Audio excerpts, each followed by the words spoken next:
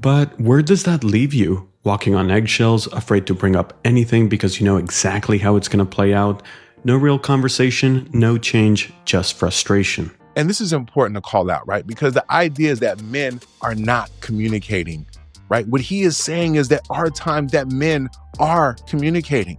I get it. We take the trope of, yes, we're supposed to be stoic. We're not supposed to communicate a certain type of way, right? But he is showing examples of why men don't communicate as much as y'all would like or pretend that we don't. Because the truth is we do communicate, but these are some of the responses that we get, right? And it ends up being unproductive. Who is going to sit there and continue to argue with you and not see results, right? So at some point in time, what's the saying? Doing the same thing over and over, expecting a different result is a definition of insanity. So sometimes men will go out there and make those conversations happen. But if they're getting this type of feedback, you're understanding what they're seeing from their perspective, even if you don't know that you're doing it.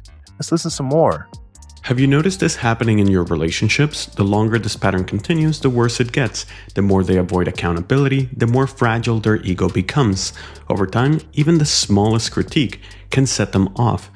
Now, see, this is where I think we as men have to be accountable also. I said that in the last video that I did on this topic that, because we're not continuing to fight through that, right? We think that we're solving a problem, but in truth, we're making it worse. We're creating that accountability monster because now the ego gets even more fragile to where even the slightest criticism becomes a problem. So it gets to the point where you might not even be able to breathe differently, right? Or breathe a certain type of way without somebody being on edge, right? So we still got to push through that, right? It doesn't absolve us of responsibility, but by us recognizing what could happen if we don't step up, if we don't push through, it's only going to get worse.